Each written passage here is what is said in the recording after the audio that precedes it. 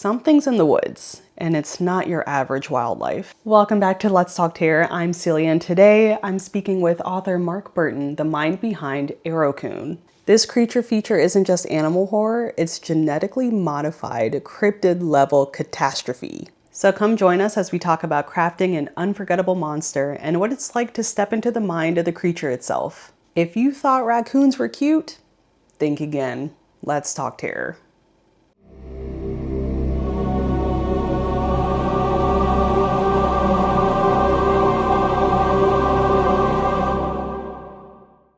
Hello, Mark Berton. I'm so glad to speak with you about your book, Aroughcoune. I'm very excited. I loved it. I reviewed it a few months back, and we're going to talk about it. But before we do, could you introduce yourself? Tell us who you are. What do you do?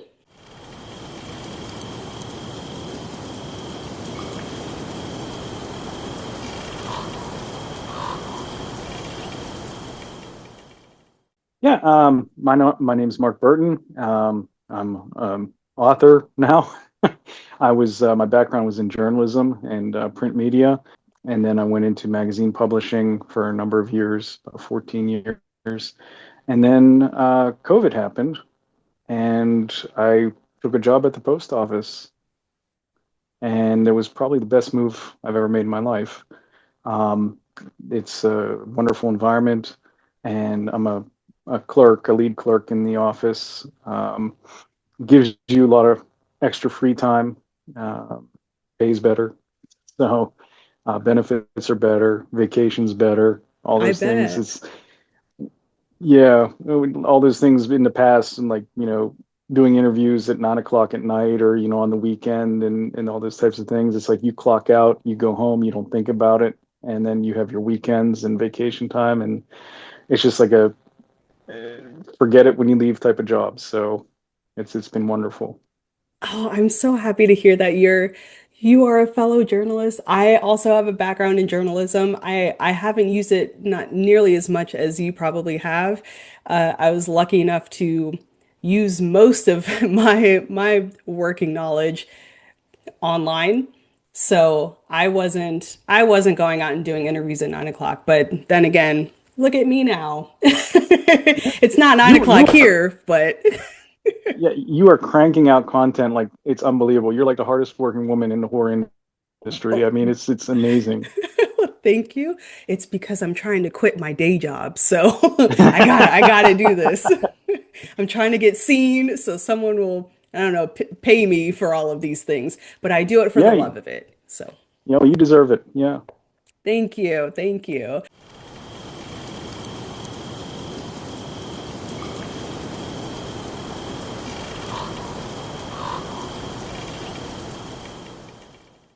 We are here to talk about Aroughcoune, a book that I love and thought it was very, oh my God, it was just so much action in this story. For those who have not heard of Aroughcoune, have not read it, could you give us a little rundown of what the story is about? Sure. It's a creature feature, and it's about a giant genetically modified rabid raccoon that takes over a state park in Western Pennsylvania for the weekend.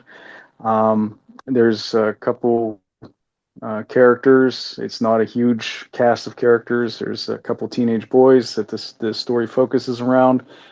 There's a park ranger that is a game warden, who's one of the heroes. There's a Native American herbalist who is the other hero, and then there's some fringe characters along the side and some men in black. It's really a reflection of all my influences growing up and a lot of my journalism background. And there's a lot of me in that story. And it was for a first one out of the gate. I had to pick a giant raccoon. And it was a really tough sell. So getting it to actually get published was a uphill battle, but thankfully I found an excellent publisher in the UK, Roswell Publishing, and she's a one-woman show as well, and she's been phenomenal. She's been one of my biggest cheerleaders and business partners, and I would do it all over again with Ray at Roswell. So she's been amazing. But yeah, she put it out there. and she specializes in weird fiction, and this is definitely a weird story. But when you read it, it's really not so weird. It just Right. challenges the conventions of what a monster is. So I think that it appeals to a lot more people than I originally thought it would. Now, you said a giant rabid raccoon was a hard sell. Was it the fact that it was a giant animal, or was it being a raccoon specifically? What what was the hard sell? Because that seems, perfect to me. It sounds like that would really happen. Yeah, in the book, I mean, the science is all plausible. I tried to keep everything, MythBusters plausible, and that goes back to my daughter during COVID. I was teaching her, she would go online for class, and then I would do her schoolwork with her for the rest of the day, and then my day job at night. And in the afternoon wherever I could squeeze it in. But her curriculum was really based on STEM and science, technology, engineering, mathematics, and that STEM curriculum. I was like, well, if I write a book, I want everything to be plausible. I want everything to be something that you could actually do. So I took that to it. But the raccoon part, it all makes sense because the raccoon was a perfect model for the military. It has 5 fingers, it can hold a weapon. And basically, the military bred these things to be more or less man-sized, super soldier type things. But the genetic modification was old school. It wasn't CRISPR like what we have today. Those types of things, and so it grew too big. And the hard sell about it is, I mean, you're on Instagram all the time. I mean, there's a million raccoon videos out there, Yeah. and they're all cute, cuddly. I mean, there's people in Appalachia that are, raising them and treating them as pets. You can't do that in Pennsylvania, but it's like you think this little fur ball, and they are cute, but this one's 15 feet tall and rabid and trained to kill. So making that leap for this type of animal, it would be like let's like make a monster out of a Shar Pei. It just it takes a little bit of effort. I would say you could people do the same thing with otters. I have a friend who loves otters, favorite animal, and I tell her every time they're cute, but they go out and they're little demons. They are not they're not the Mm-hmm. cute cuddly things that you want them to be. And she knows this, but she's just like, "Oh, leave them alone."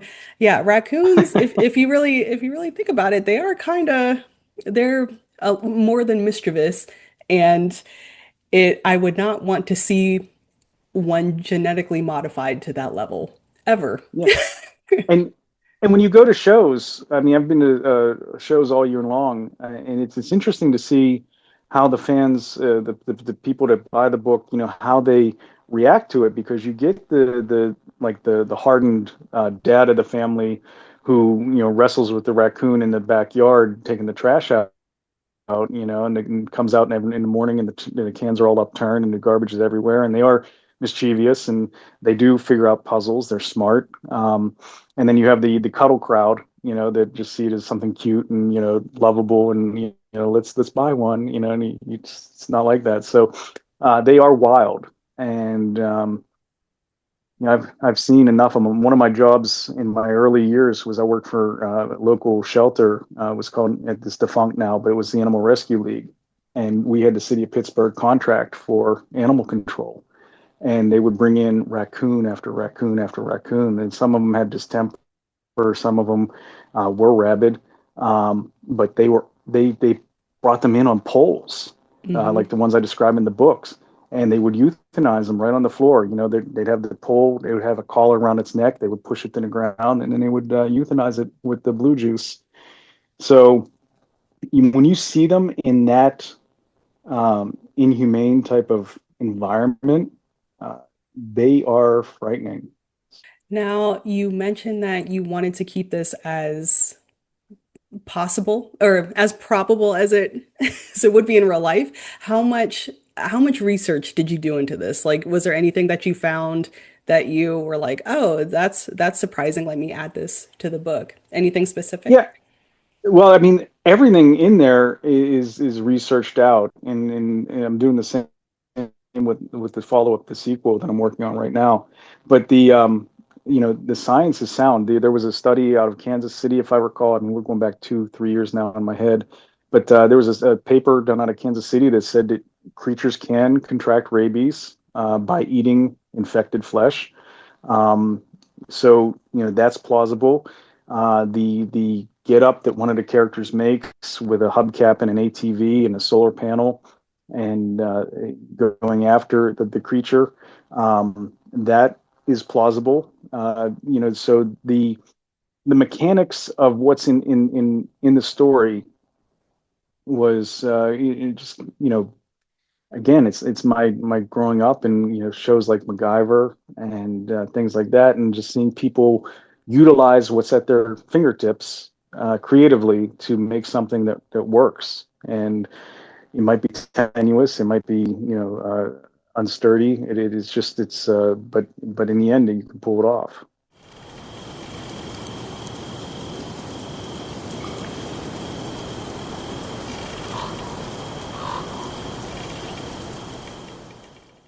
Now, in Aroughcoune, the wilderness plays a huge role, obviously, because it takes place in a state park. Why choose that setting as opposed to, this thing was part of the military. Why wouldn't it be in a lab? We could have just had the whole story there. Was there something about putting it out into the actual wild that made you think, oh, this is how the story should go? I've found from different writers that I've associated with, I'm what's called a pantser, which it means I've never heard that term before in this year, but I write by the seat of my pants, and I didn't want a uh, lab-based story. I grew up with Godzilla movies. I grew up with King Kong. I wanted a big climactic fight out in the middle of the open. And a state park, and being from Pennsylvania, Western Pennsylvania, we're surrounded by state parks on all sides. And it's a place. These are places my family we love to go, and just taking the nature. And it's incredible, what kind of broad latitude a state park can give you as far as a scene for a book, a setting for a book. Um, so I had to have this thing escape, and then I started thinking to myself, well, if it's 15 feet tall, obviously it's going to go on all fours as a raccoon as it travels, but where would it hide? So it would not obviously gravitate to the woods, and so it made its way from Connecticut all the way down to Western Pennsylvania through the state of New York. And we do have a character that followed its path the whole way to study it and figure out what was going on. But but yeah, that's the only reason why is because as you build the state park, and the state park, Algonquin State Park, is in an actual place in Western Pennsylvania. I had to fudge a number of attributes from other state parks to make this work. But we have those types of attributes like the abandoned mine shaft. Um, all these things are in various parks around Pennsylvania, and I now in hindsight we're looking where to go for summer vacation, and the Kinzua Bridge would have been a great thing to pull into the story, but it wasn't there. It wasn't available at the time. So, Now that you've written this book, do you feel differently going out into the woods? I don't. I'm a baby when it comes to. I mean, we get cabins. When we go out, we don't camp. I Oh, don't you glamp. go. I glance. Yeah, I won't go anywhere where there's not plumbing. So that's Oh, my that's fair. that's That's fair. yeah. So so yeah, I mean, but we've had great experiences at Cooper's Rock in West Virginia. We're going to Cook's Forest one time this summer. But yeah, I mean, it's something we all enjoy, and the environments are all different. They all have their own character, and again, I mean, for the setting of a book, I mean, they are um, each has its own personality. and bringing that to life and seeing what the people in that environment have to work with as far as the makeup of the trees. I mean, I researched trees for a good while, and figuring out how to, what would make a deciduous forest in Western Pennsylvania. Um, what kind of stick would Mingan use to make the spear that he uses in the book? So these types of things, it's like I said, it's all plausible, and it's all researched down to the last detail. In the book, there, and I wrote about this in my review, and I really liked it. There is this constant sense of urgency. Everything is so fast. How do you keep readers reading? Like, how do you make a book fast? I don't quite know. Like, I don't know how to explain it. It's just everything was just one after another. It didn't stop. So it's like I can't stop because they can't stop. Yeah, I think that's me, my personality. I talk fast, I think fast, and I have very little patience for, like, slow things in life. So, when I'm writing this, it's kind of has to hold my attention first. And then after that, during the revision process and everything, I'll go back and I'll try and flesh out pieces here and there. But I never really worried about pacing. Um, you know, I'm worried more about building the setting, character building, making the characters believable, lovable. But then again, I really don't describe the characters too much because I want the readers to fill in what Bill and Zinn look like in their own minds and have them be somebody that they could relate to in their everyday lives. I don't want to say that the pacing is on me because I don't want to sound arrogant, but I mean it's like I said, it just, if I'm not feeling it, if it's not going fast enough for me, then it's too slow. Do you have a favorite part that you wrote? Or is all of it your favorite?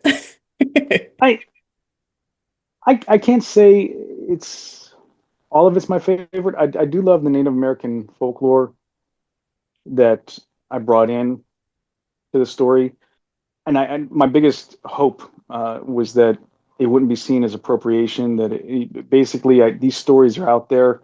I made no bones about it. I mean, this is all researchable stuff, and people just don't take the time. Now, since my book came out, there was a collection of Native American horror stories that came out, and they're working on their second volume. It's an anthology, and it presents some really amazing writing from members of all different tribes.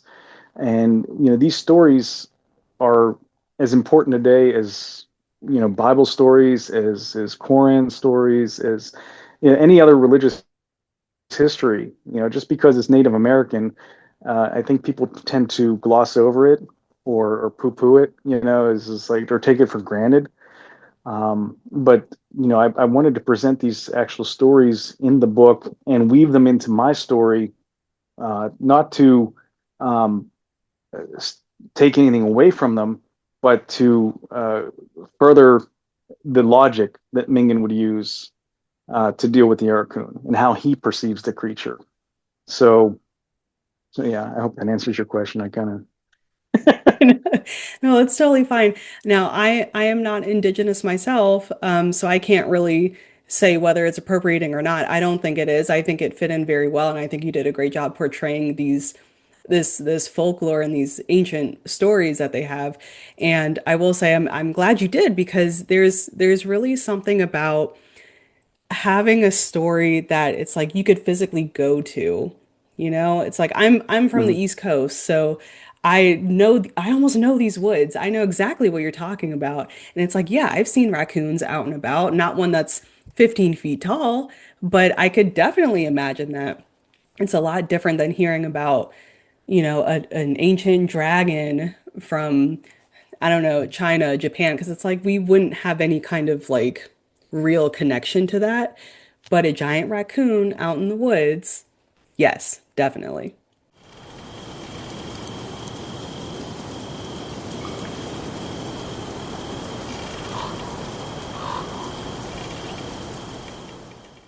Let me tell you my favorite part.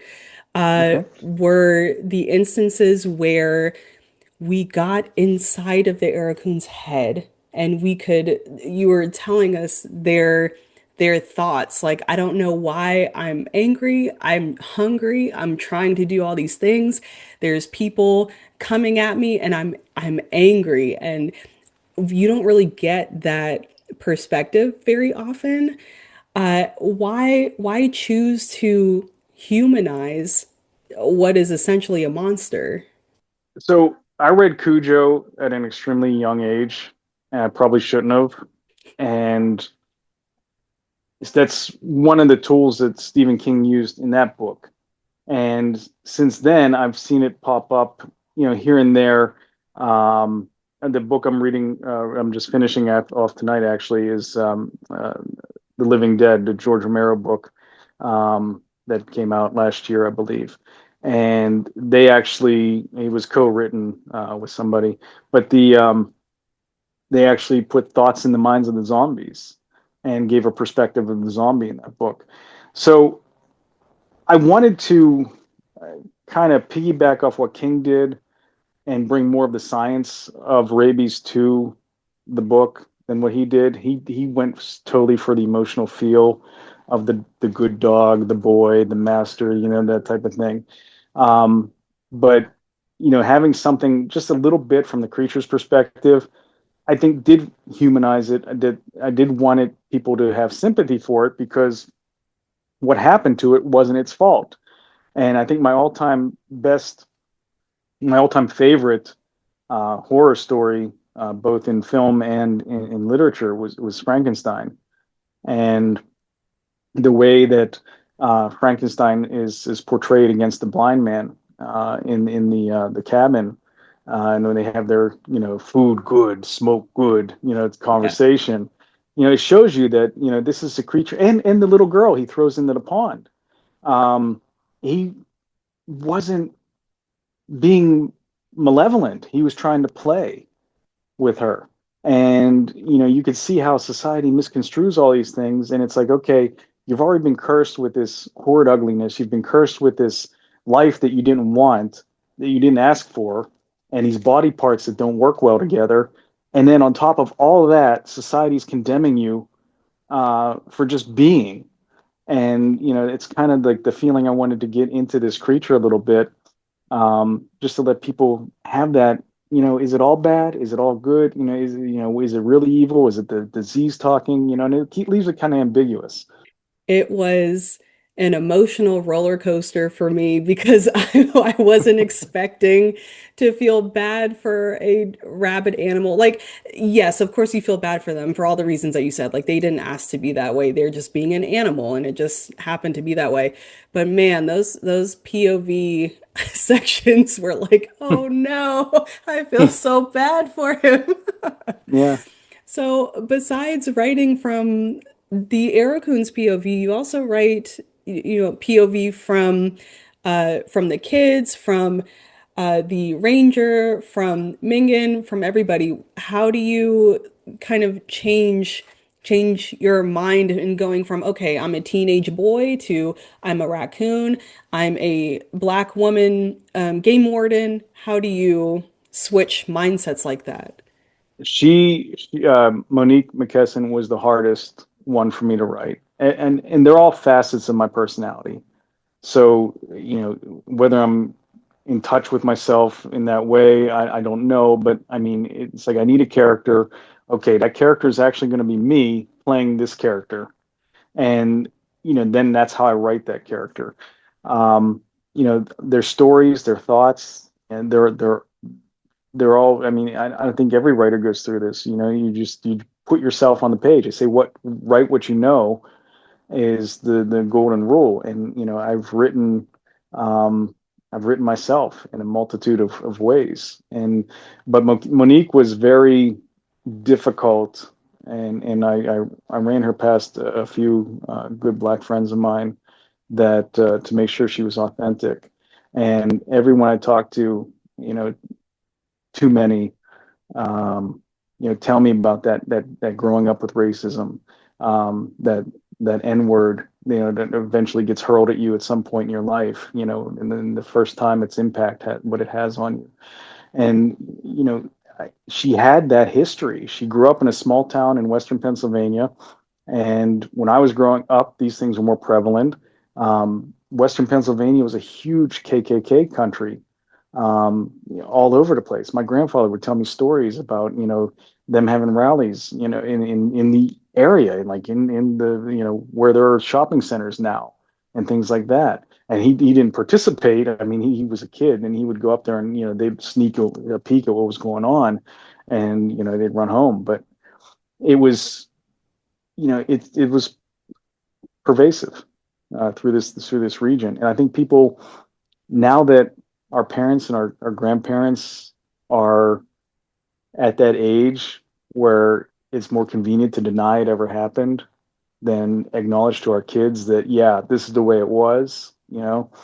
I think those truths needed to be told, and I hope I did a good job with her. I mean, like I said, she was the most complicated for me to write because I'm not black, obviously, and I haven't lived that experience, but I've been told by enough people that I can kind of get the gist of it and know how painful it could be. Well, from my experience, I was reading her stuff and I'm like, "Yep, that checks." So Thank you. I sounds about appreciate right. that.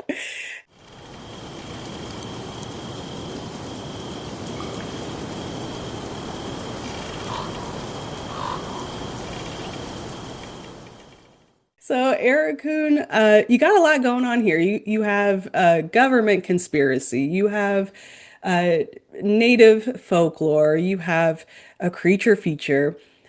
You blend a lot of stuff together. Was there anything that you found was any angle that you found was most exciting to write about? I I kind of like the Men in Black, because I was there. I saw the season premiere of X Files growing up, and that was a show that you had to like tune into Thursday night, every Thursday Hmm. night. You had to watch X Files, and we don't have that world anymore. And where now you just put on whatever streaming service you have, and that and Fringe was another good one.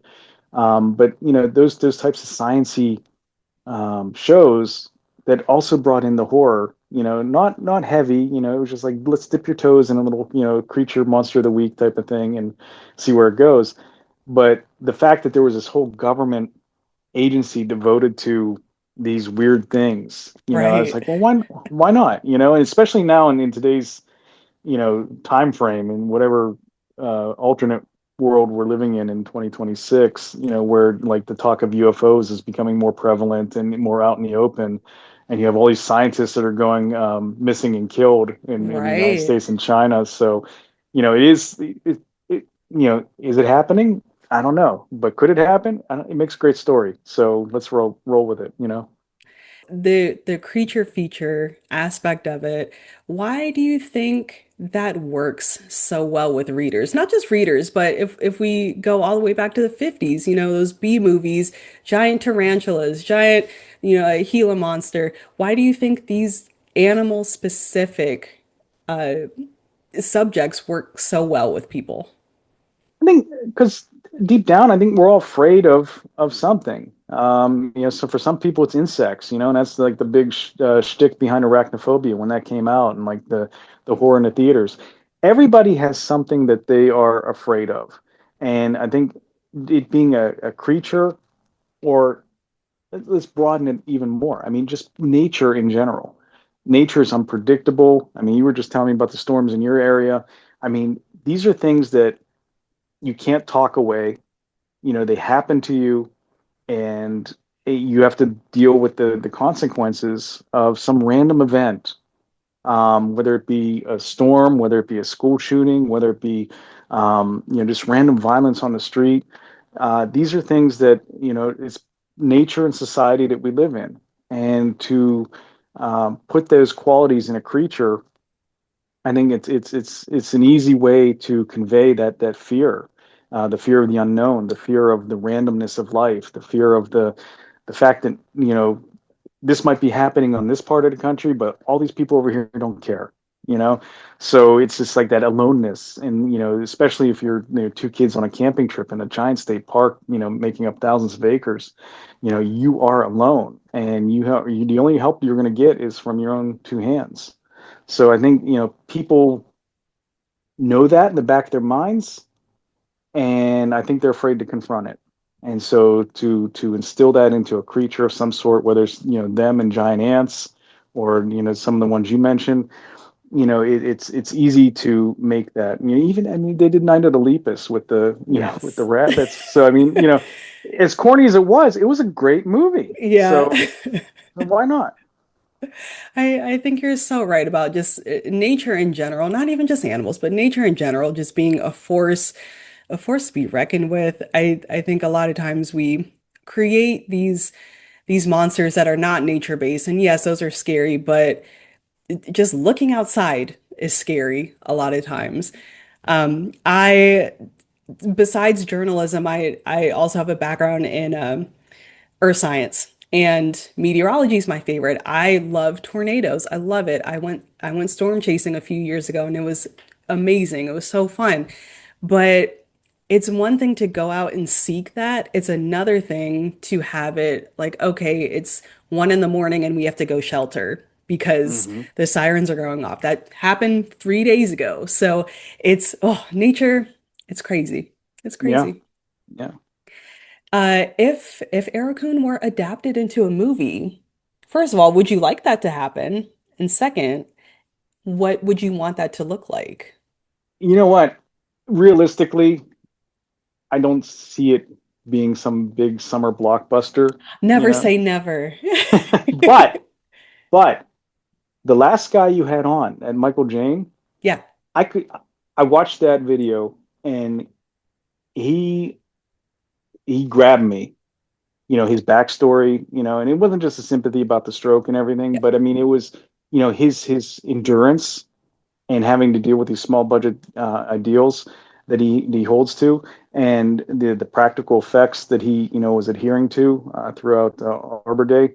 Um, you know, that's the kind of person I would want to see handling this. I could see license. I don't even know the business. I licensing it, optioning it, whatever you do. Like having somebody like that pull together. And I loved most of all his the charity aspect of it, Yes. because I sit on the board of directors of our local library. And rather than having it be the Arbor Day Foundation, having something like that, okay, in every city it goes to, this amount of profit goes to, local libraries. Yes. That would be something that would be just spectacular, And I don't do this book. I don't do the next book, as a moneymaker. There's an audio book coming out shortly, hopefully by Halloween, that we're working on right now. But they're not, they're quote beer money type projects. But to see something charitable come out of it, that would be a much greater good for this work. I agree. That would be a great idea. And you're definitely in the right genre for it for sure because it's I don't want to say it's easy, but it's so much easier to get something, grassroots started from Hmm. in horror because there will be people that will just like give you money just because they want to see something absurd. They want to see a Yeah, giant rabid raccoon, yeah. Even if you didn't even if you couldn't raise the funds for a full-on movie like Arbor Day, you could still just make it on a $5 budget and we would eat it up. It Hmm. literally does not matter what it looks like. It's like we just want the story. So if you Yeah. could portray the story as close as you can from your book to on screen, somebody out there will love it. Somebody I will. hope that, or graphic. People have told me graphic novel treatment would Yes. be excellent for it. So, but again, I mean, there's only so many hours in the day. I spend most of my time writing. So I don't put these feelers out. I don't know who's out there and who'd be interested in this type of work. But it was I was very fortunate to find a young guy out of Virginia to do the audiobook reading, and his name's Stockton Bond, And I think this, to my knowledge, this is his first larger project that he's done as far as voiceover work. But yeah, he's been really incredible. And we're only through three chapters now, but our goal was Halloween, and yeah, so he's plugging away at it. So it's been a collaboration, but again, it's a labor of love. I will be on the lookout for that audiobook. It would be nice to listen to it. Um, and hear it from, not my own mind speaking to me, but from someone else telling me the Mhm. story. So you mentioned the audiobook, you mentioned a sequel earlier. Can you tell us a little bit more about that? Yeah, it's the working title, and I think the title of it is going to end up being Ghost Mother, and it's a bring back Bill and Mingan. And what was nice about Aroughcoune was all the heavy lifting was done.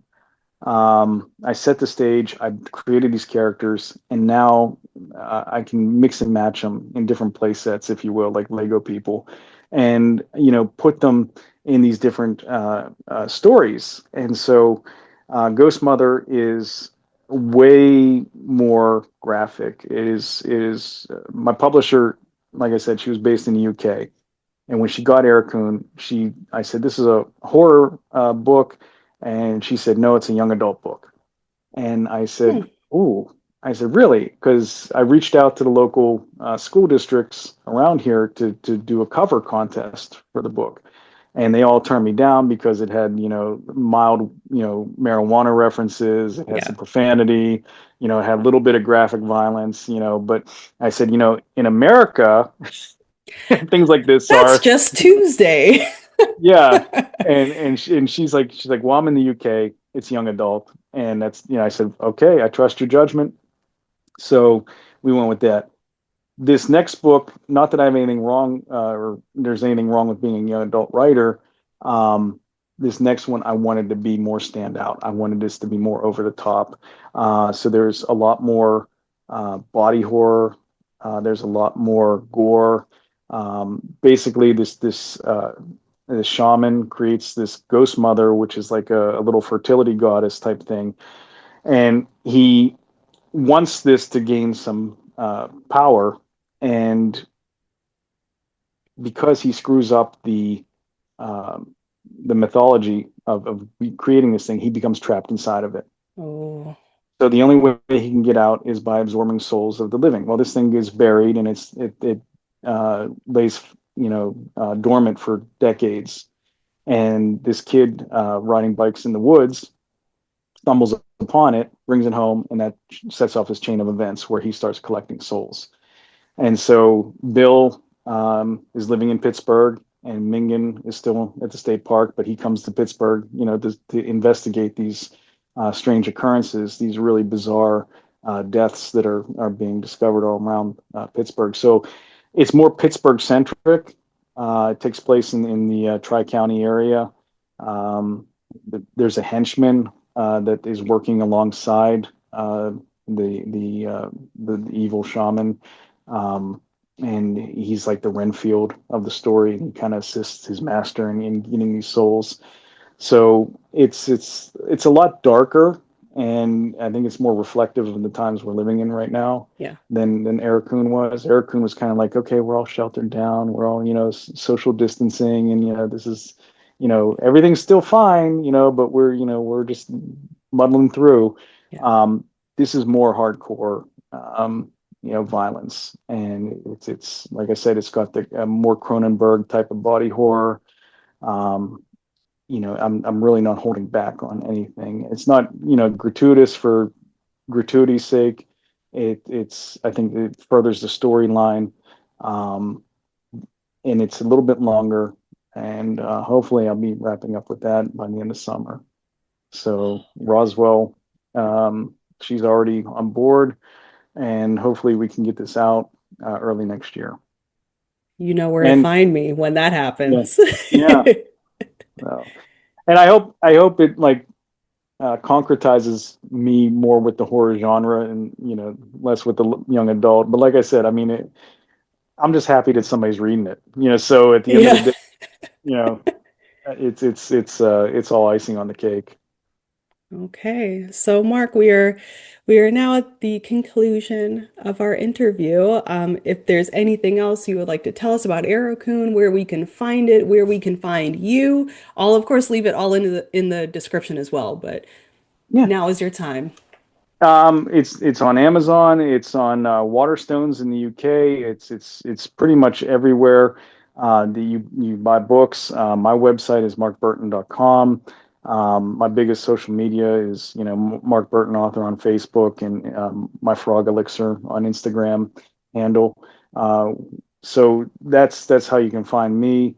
Um, and that's pretty much it in a nutshell. I mean, I put things out there, not as frequently as I'd like, but I'm always at the shows. We're going to Akron this weekend, and then the next day we'll be in Monroeville for the halfway to Halloween fest that they have there. So I love meeting people at the shows and seeing their reactions to the back cover snipe, and then they read, they're like, what is this about? And then, they're like, I have to read this. Or I know somebody's going to love this.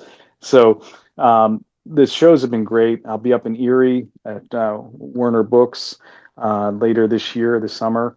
I think Memorial Day weekend. Yeah, Memorial Day weekend, I'll be up there. And local libraries have been stocking it too. So, Bridgeville Public Library, my local library has it. Western Allegheny Library has a copy. I'll be talking at Murraysville Community Library, Murraysville, which is the next county over. So I've been really excited to see more libraries pick it up and have it on the shelves because, like I said, it's not a huge. It's not. I'm not going to be able to quit my day job for this, but to have it in a library, is something I've always aspired to. So yeah, that was spectacular to see that happen. You should be proud. I am proud of a big rabid raccoon. Yes. A huge thank you to Mark for talking to me about Aroughcoune, a book that was just as wild as it was unforgettable. If you like wilderness horror, conspiracy theories, monsters, and survival, then definitely check out Aroughcoune. I'll leave everything in the description. If you are an outdoors person or you just like camping, just beware next time you go out. And until our next time, keep talking terror.